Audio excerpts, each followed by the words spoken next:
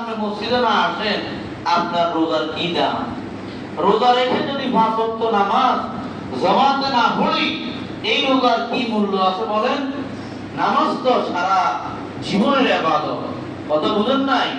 রোজা যদি আপনি রাখতে না পারেন তাহলে সিস্টেম আছে, কিন্তু মৃত্যুর আগ পর্যন্ত যদি শুইয়াও যান, দাঁড়াইতেও পারেন না, বসতেও পারেন না, হুঁশ জ্ঞান আছে, আপনাকে আপনার ঘরের লোকেরা নামাজ পড়াতে হবে।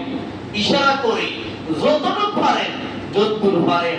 আল্লাহর রাসূল যখন ইন্তেকাল করবেন তখন দুইটা বিষয় বলেছেন, আসসালাত আসসালাত ওয়া মা মালাকাত আইমানুকুম, উম্মত আমার নামাজ, নামাজের প্রতি যত্নবান হবে, আর তোমাদের অধীনস্থ গোলাম দাসী কর্মচারী যারা আছে, কর্মী যারা আছে, তাদের প্রতি সদয় হবে।